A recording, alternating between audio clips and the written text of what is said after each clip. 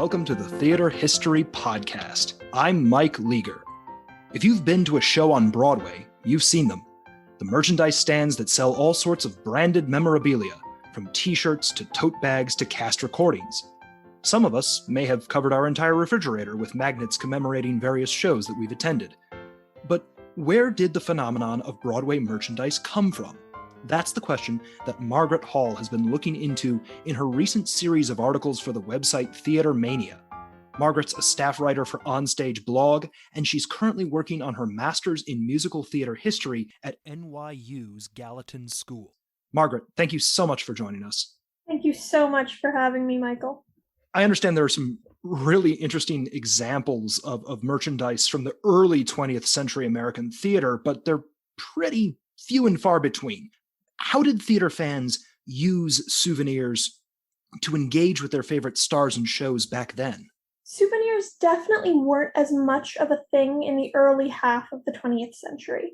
Typically, they were paper ephemera. Think about clippings your grandparents might have had from newspapers sitting yellowing in file cabinets. Paper ephemera breaks down much quicker than the majority of the merchandise made today, so there's not a ton left that we can really engage with outside of museum contexts. One of the really popular tools that sort of took off in the 1920s and the 1930s was programs.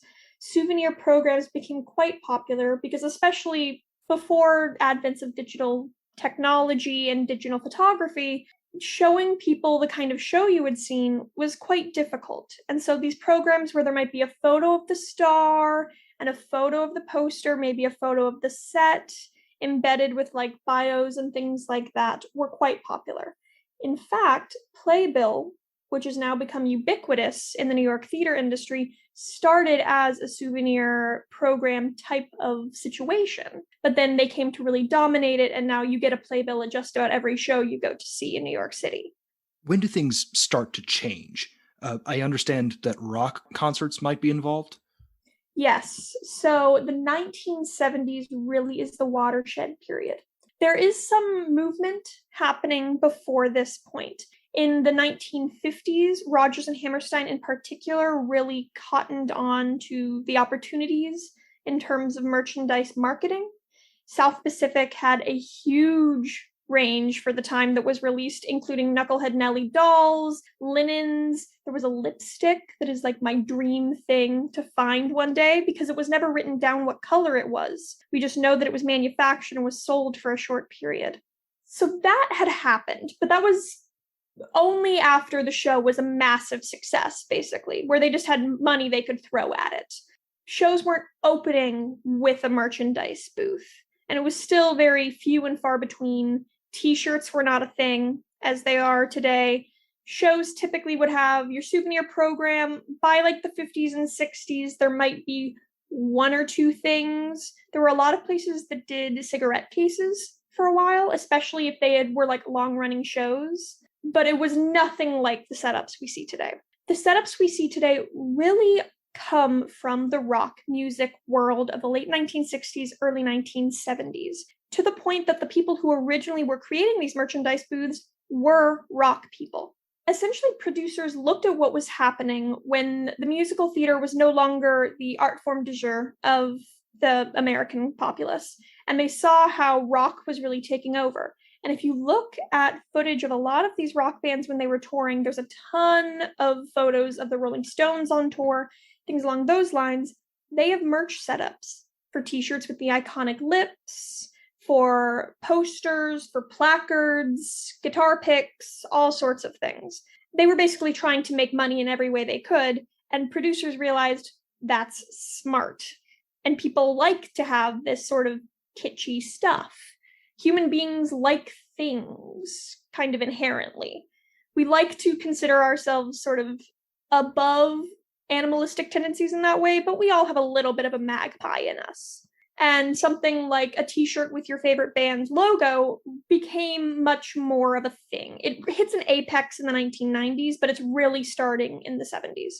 And a certain show you might be familiar with called Jesus Christ Superstar, which owes a lot of its structure to the rock music movement, was not afraid to take this as their cue. And so one of the first shows where you could get a t-shirt at the show was Jesus Christ Superstar. And the people who were running these merchandise booths were the same people who might have been out doing a Rolling Stones tour that summer. And then when the rock tour would end, they would be hired by, or the company that they worked for would be hired by the producers. And so the company would just send them to New York for like 6 months to a year. People would come in and out. And so it were these kind of grizzled rock tour guys for a really long time who were handling the merchandise. There are stories of, today we're accustomed to these setups that almost blend in with the set. A lot of times set designers actually design the merchandise booths in the same way that they might design the front of house these days. Moulin Rouge did a really remarkable job of how they blend the merchandise into the setup. Something like A Christmas Carol in the 1990s literally built small shop fronts because the director, Mike Ockrent, wanted everything to feel integrated. So there were Victorian-style shop fronts on the sides of the theaters where you could get your drink, you could get your souvenir, you could get like a peppermint candy, that sort of thing. So now we're really accustomed to it being integrated. But in the early days, it was basically one or two guys, a bunch of like black bins full of stuff, and maybe a t-shirt or two stapled to the wall of the theater because they didn't have a display board or something like that. And that's how you do it when you're on a rock tour. I've been on the road with bands before and just staple it into the cement and move on. But eventually they got away from that. It started in this sort of rock proto-punk place and then became much more commercial as the money really started to pour in and people realized that this could be a significant revenue stream. Now, you mentioned Jesus Christ Superstar. I understand that perhaps inevitably Cats is also involved in this history. Cameron Mackintosh is the king of marketing merchandise. Truly, there's a lot of effect that Cameron Mackintosh has had on the musical theater on both sides of the pond. I would argue that the largest and longest lasting impact he is going to have is going to be on what he's done with merchandise. He was the first producer to really fully subscribe to it and to fully get on board. He was not the producer for Jesus Christ Superstar. But when he came on board with Andrew Lloyd Webber and Cats, he looked at what had been done with Andrew's shows before him. And he really cottoned on to the idea that, yes, we should do this merch, but we should do it in a more quote-unquote professional way. Cameron does not tolerate stapled t-shirts to walls. He really wanted large product lines and big sort of productions almost out of the merchandise. Make it feel almost like an attached storefront to the show. But the thing that he did that really was brilliant and that has changed the whole game was that Cats logo t-shirt, the eyes with the dancers making the pupils. Now that logo, there are many a think piece written on the brilliance of that logo and how it's one of the best achievements of theatrical advertising of the last 50 years. But what he did by putting it on that t-shirt, because it's a really nice design and it's eye-catching, it's not too obvious. It's not just like the square of the window card on a shirt. It blends into the shirt. It's a nicely designed shirt. It's the black and the yellow. It's not ostentatious. A ton of people bought this shirt. And guess what? If people are wearing shirts with your logo, they're walking billboards.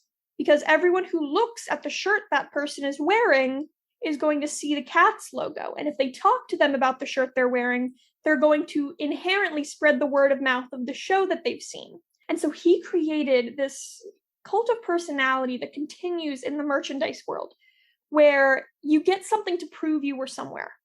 I got into Cats. That's how I got the shirt. And then you want to talk about that and show off your sort of proof of social capital. And so suddenly the Cats logo shirt was everywhere. It was the best-selling shirt of the 1980s, neck and neck with the Hard Rock Cafe t-shirt. It was everywhere. And people were wearing the shirt who had no interest in Broadway or musical theaters or the show at all. People were just wearing it because it was a cool shirt. And then, of course, the merch line for Cats expanded out from there. There are stories of, they were called the Cats Girls in London, who basically, if you've ever seen the women who dress up like they're in Chicago the Musical and hand out flyers in Times Square, it's a similar idea to that. But they were hired to run the Cats merchandise booth. and they'd be dressed up in like a black leotard with black tights and black leg warmers, and they might have like a little cat ear headband, something like that. And there are stories of these women having to like roll over each other to handle the mass of people because the merchandise booth was in the lobby. It was right next to box office.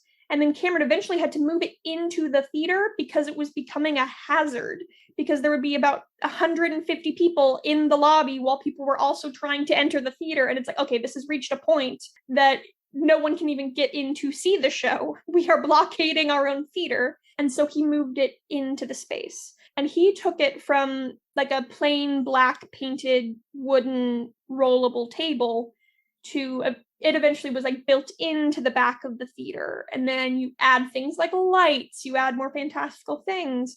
And then when you get to Phantom of the Opera and you get to a show that runs as long as Phantom has, Cats was sort of his big debut into the merch world. And Phantom is when he established himself as the king of it as a producer.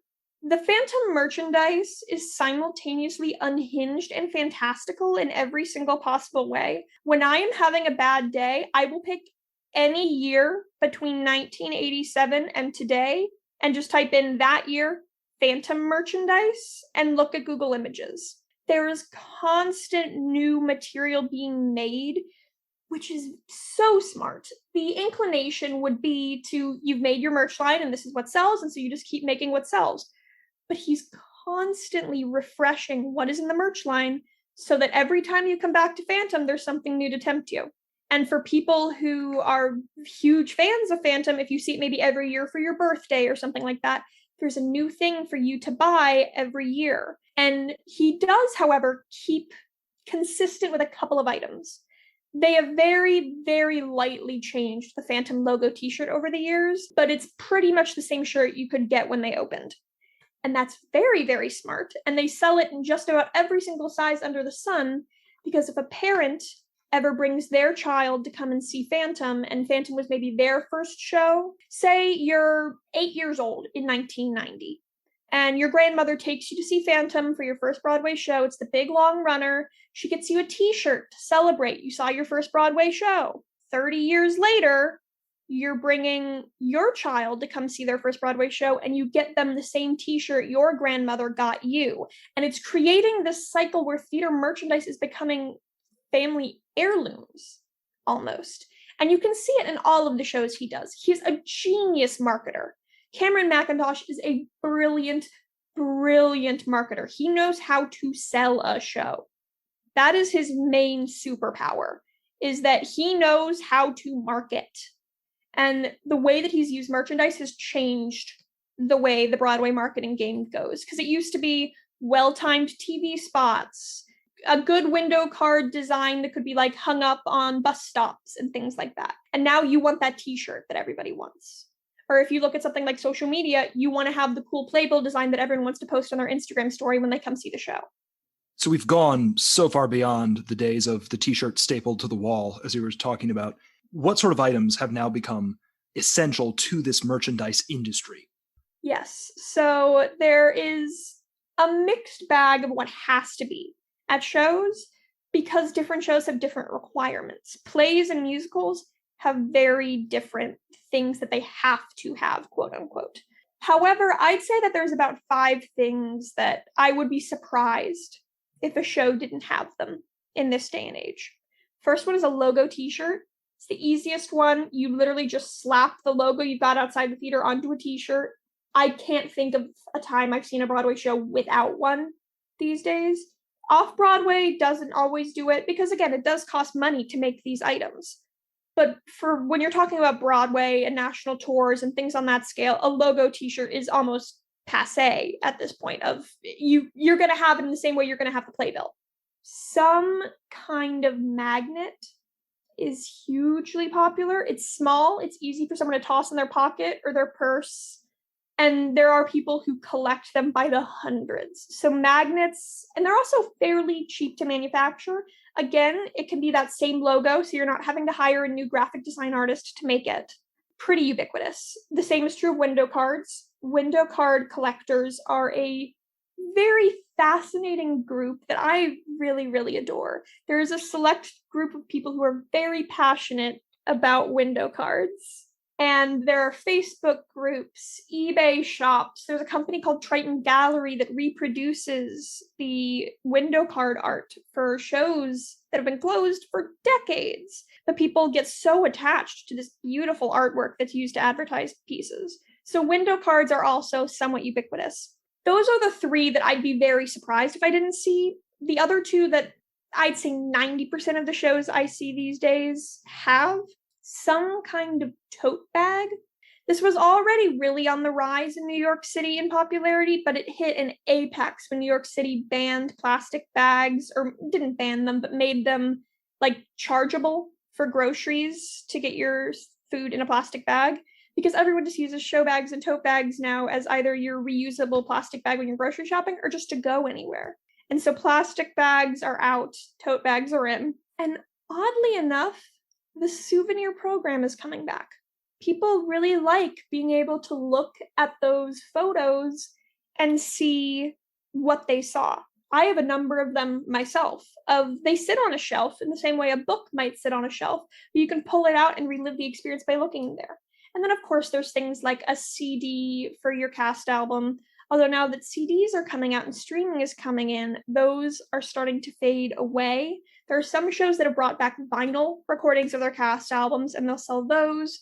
One of my favorite pieces of just interesting merch history is when the On the Town revival that starred Tony Yazbek, you could purchase their cast album on a little USB drive that looked like an apple. And when you pull it out, it looks like you took a bite out of the apple. Because they could tell that CDs were on their way out in 2014, but they didn't really know, is it going to be streaming? Is it going to be just like iTunes digital downloads? We'll put it on a USB. And I just find that incredibly charming. And then you have things like buttons, enamel pins, and little like slogan buttons are very popular with a younger age range. It all goes between things. And a lot of shows try to have that one special thing that applies to their show. Something like Young Frankenstein was iconic for this. They had so much stuff that was specific to that show. You could get a stress ball that looked like a brain that had AB normal written on it. You could get a backpack that said "What Hump" on the back. Comedies like that really can play more with their merchandise. Versus if you're going to go see, say, Richard III, there's going to probably be less variance outside of that core five that I mentioned.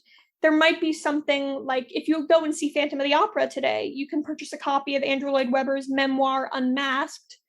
Things like that. Performers, if they have solo albums, often end up getting sold at the merchandise booth. For example, She Loves Me, when that was at the Roundabout, you could purchase Laura Benante's solo album at the booth. A lot of times at plays, you can buy copies of the plays, especially if they are revivals of plays. Something like The Rose Tattoo, you could buy a copy of The Rose Tattoo. And also, Rose Tattoo, their special merchandise is you could buy little temporary tattoos of roses, because that is the title of the play. Something like Great Comet, where it's more of a, not esoteric, but more of a playful show in how they structure everything from their front of house to their marketing to everything. Something like the Egg Shakers or the Pierogies or any number of things. You can have a lot more fun. And the longer a show runs, the more wacky you can get with it. I mentioned how I love to look at just weird Phantom merchandise on Google Images.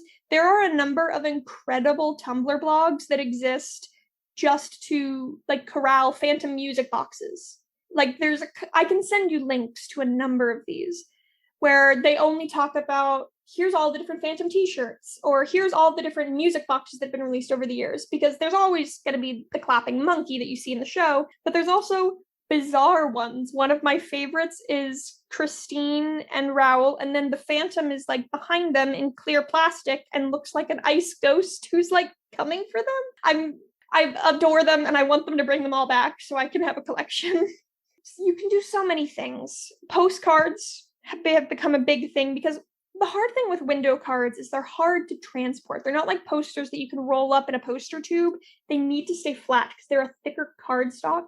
So a lot of companies have started making these postcards that are basically mini versions of the window cards, and there'll be alternate versions of the window card. So something like King Kong, when that was on Broadway, they had a 4 postcard set, one of which is the King Kong Now on Broadway logo, one is a photo of Kong and Anne, one is more silhouetted, and you could see all of these outside of the theater, sort of like on different places with like ad quotes in front of them. And you could get a little postcard sized poster that you could put in your office or on your desk or just to collect. Amelie did a similar thing where they had quotes from the shows with different press photos of the stars. So you can really get a lot more playful in the same way that if you go to a concert, people get more playful. If you go to a Taylor Swift concert, you're going to have very different merchandise than if you're going to a Weezer concert. Yes, you can pretty safely assume there's going to be t-shirts at both of them. But at Taylor Swift, you might get a blanket. You might get a cardigan. At Weezer, you might get special limited edition vinyls. You might get different sort of music mods. There's a lot of bands these days who are selling things beyond guitar picks, things like branded capos and things along those lines. Broadway, it's the same. And you can really get playful with it. And there were a lot of shows right before the pandemic who were really committing to it. There's a company called Platypus Productions, who is the merchandise company I am most excited about what they make, because they are really committed to making unique items and unique experiences through items. And they were getting ready for Six the Musical to open before the pandemic started. And they have entire merch lines for each of the queens. So say your favorite of all 6 queens is Anne of Cleves. You can get an Anne of Cleves t-shirt, an Anne of Cleves tote bag, an Anne of Cleves poster, an Anne of Cleves pin, all down the gamut for each one of the queens. Moulin Rouge, which they worked with. We've already talked about how that's an incredible breadth of things. There is so many things you can do with it these days versus where it started, where it was pretty much just paper ephemera and programs. Now there are entire warehouses full of these items, and that's just the merchandise items. Promotional items is a whole other ballgame of there is so much stuff. I have talked to so many marketing managers and merchandise managers of their offices are just full of boxes full of these things. Can you give us some sense of, you've been talking a little bit about sort of what the merchandise industry looks like now, but how has this changed marketing? How has this changed how people engage with shows, how they become aware of them? Word of mouth has become king. Shows don't necessarily need critics the way it used to be. It used to be that the New York Times review could close a show. Now you can get middling reviews and still run for about a year if you have decent word of mouth. And a big part of that word of mouth is the use of merchandise, is the use of social media. But even when a show closes early, the merchandise establishes a legacy. Because a big part of the puzzle for a lot of these shows is touring and regional rights. Most shows on Broadway don't recoup. That is just the financial reality, is most shows close at a loss in New York. Most of them, then, if they go on to later recoup, are recouping off of things like national tours, regional productions, school rights. And if you make take for instance, Young Frankenstein, something like that A/B normal stress ball, that's fun for teenagers. And they like to feel like they know about something other people don't know about. It's not your Phantom of the Opera that's been running forever and ever, and your grandmother probably has a photo of Michael Crawford hidden somewhere in her house. Something like Spamalot, Young Frankenstein, Bonnie and Clyde, Tuck Everlasting. There are these shows that don't have the longest life in New York. Spamalot's kind of an outlier of those 4, but really have a life with teens. And teens in general have a lot of a collector mindset. If you've ever looked in a teenage fangirl's room, you will know what she loves pretty easily. Not harping on them at all. I was one. I still am to some extent. But you will know. And merchandise is a really good way to court that kind of an audience. You look at something like Beetlejuice, which I think is going to be in textbooks in the next 5 years for genius level marketing, both on social media and through fan outreach and merchandise. That show was almost saved by the power of teenagers alone. And TikTok that can be a whole podcast unto itself of how TikTok has really changed the game of theatrical advertising, because it really is grassroots, and you just got to hope that the algorithm likes you.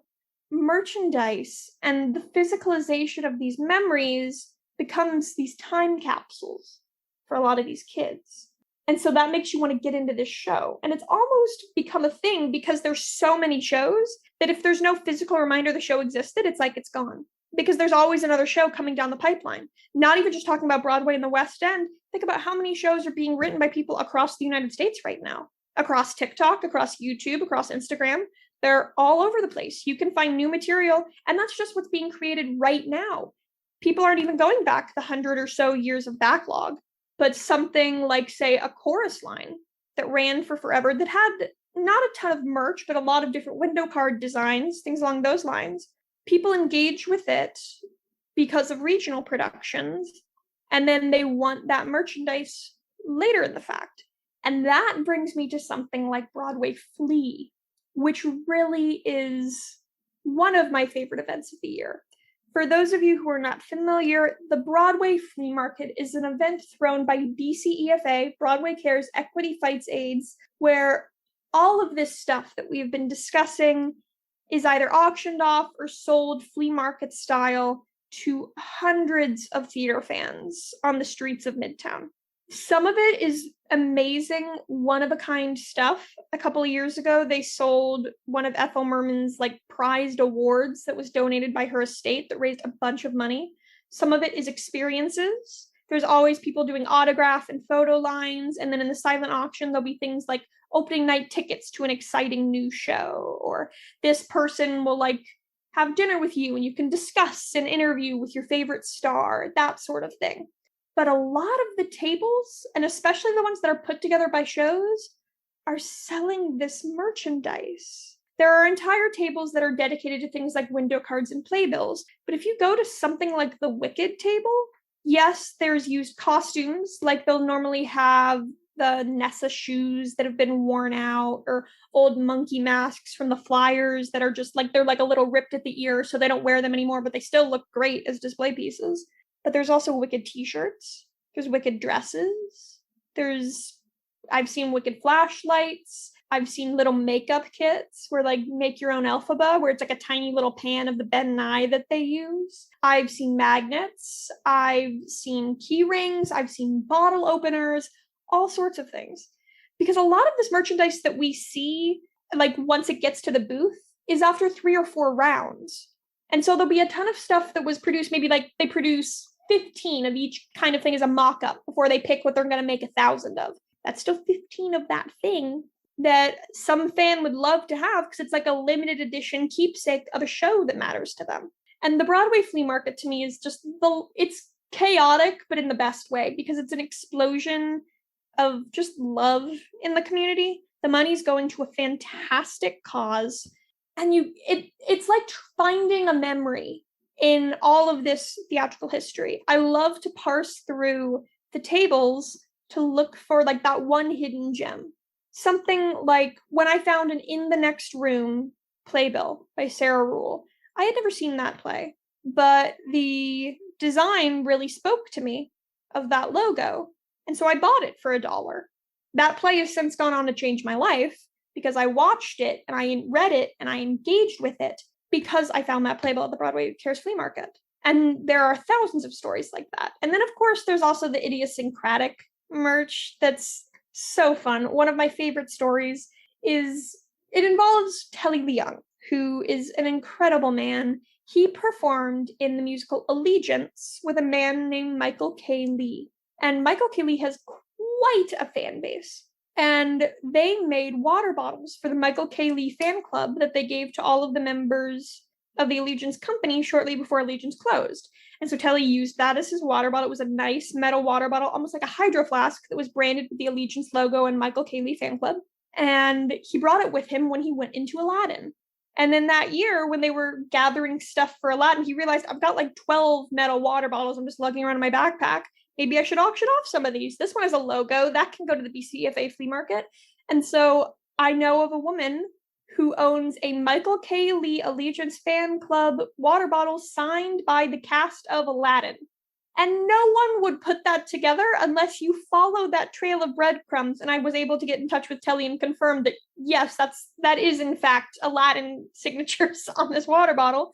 Because if you see a signed water bottle with a show logo, you assume it's the cast of that logo who signed it. But instead, she has a very specific moment in history of his going from allegiance to Aladdin memorialized in a water bottle, which I find fascinating.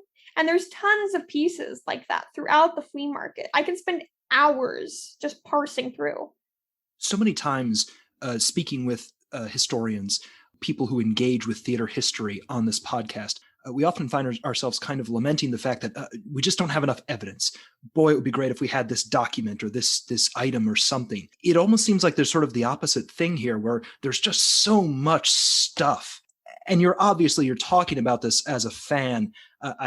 Listeners obviously can't see this, but I have to mention you gestured earlier to all the window cards just over your shoulder as we're conducting this interview. So you're looking at this as a fan, but you're also somebody who's now looking at this from a more academic side as a historian. From both perspectives, fan and historian, do you get any sense of how this might start to change our sense of the recent history of Broadway? How our cultural or kind of collective memory might be affected by the existence of all of this stuff? I think it's similar to the echo effect of the internet, because as we spoke at the very beginning, paper ephemera breaks down.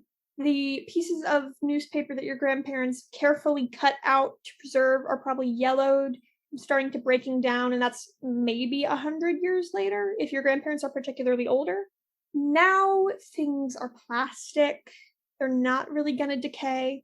One of the other reasons there was a huge explosion in merchandise production is because plastics became much more accessible in the 1980s, and it became much cheaper to make little tchotchke type things, and it became worlds cheaper to make cute little figure versus buy a billboard. And so that was a huge factor. But that means that this stuff is going to be around for the long haul, and there's a lot of it because most of it is mass produced. And in some ways, that is fantastic, because that means that it's not going to decay in our hands in the way that paper ephemera does. But in another way, that means that we almost have a flood of choice, where a theater historian, a century down the line, if they're trying to understand turn of the century Broadway, and in their case, turn of the century means the year 2000, that is going to be difficult because there's just so much. It's like the mission of the Internet Archive or something like the Wayback Machine, where there are so many pages on the internet now that it can become difficult just to find what you're looking for because there's so much stuff.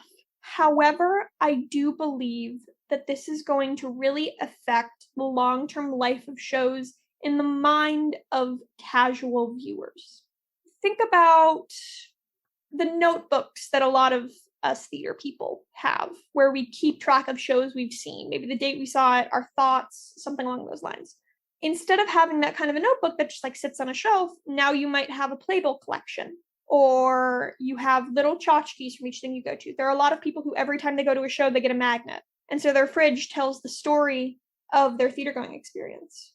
And for someone who isn't as deeply involved as theater academics are, where we basically think about theater every day, that can be something that it keeps the memory fresh for them. Every time they walk past their fridge, they remember the show and they don't lose the memory. Sure, it might not have been a life-changing experience for them, but they remember it. And if someone comes over and they like the design, they can point at the magnet on the fridge and go, hey, what was that about? And they can tell them about the show. It's a physicalization of a memory. And that's something I got into my pieces about, where human beings and the way that our memory works, repetition is what cements things. The memories that you likely have from the earliest parts of your childhood are the memories that you have remembered the most. It doesn't necessarily have a ton to do with your cognitive development after like age 3 or 4, but it has to be, how many times have you been asked to remember this? How many times have you recalled this? And the memory changes a little bit each time you recall it. If you ever remember a story and you tell a story at a bunch of parties, and then one day you start talking about the story with someone else who was also there, and they're like, oh no, I remember it completely differently, then you're familiar with the way that memory slide can go. And it's one of the reasons why eyewitness testimony can be shaky. Is because, especially in like a crime scenario like that, if you're asked by the police to recall your story over and over and over and over and over again, to restate it, it's changing a little bit each time. It's like making a copy on a printer, and the ink just starts bleeding a little bit more and a little bit more each time, and your brain likes to fill in those gaps. Something physical like this brings us back to those memories. As I said at the beginning, human beings are kind of magpie-like. And having something that we can point to, both as evidence that we were there, but also as evidence to ourselves that we experienced something, can be really effective. Tchotchkes and knickknacks get a bit of a bad rap, but I think they're incredibly effective tools for personalization for a lot of people. You'll notice that a lot of people who have super in-depth tchotchke collections are people for whom their collections are deeply important. For them, it's not just stuff. And I think one of the big problems that can happen in academia is when we view this stuff as stuff. Because yes, on one level, it's a hunk of plastic or it's a hunk of cotton and screen printing ink. But to the people that consume them, they're representative of something. They have a transient property, which is that they represent an experience or an idea. And that's why I think it's going to be so valuable in the long run, and why I'm already starting to see show merchandise turning into family heirlooms, where it represents something beyond what its initial purpose was. And when I look at something like the New York Public Library of the Performing Arts and their archive of paper ephemera from the 1930s and 40s, which is in many ways the only way you can read about a lot of these great performers, because this is before a lot of them were on film and things like that, I think something similar is going to need to be done one day about theater merchandise. Because first off, a lot of the stuff is ending up in landfills. And again, a lot of it's plastic and it's not going to break down. But beyond that, there's so much of it and it's so varied that if it weren't for the internet, I wouldn't know half of this stuff exists, because it lives in people's memories. They aren't really making like performance catalogs of here's what we released for the 1993-1994 season. It's not like getting a Sears catalog. It's what was at the booth that day or that month. Were they testing something out? Did it work? Did it not? The tide is sort of coming in, I think, on respecting merchandise as the footprint of a show. Because in a lot of ways, that can be the last thing a show leaves. Say it's a musical that runs for 3 months. They don't make a cast album. They, for whatever reason, don't send it on tour. They don't release the rights. The creatives die. The artists who made it die. What's going to be left? A t-shirt, a playbill, maybe a can opener. And that will be the evidence that that show existed.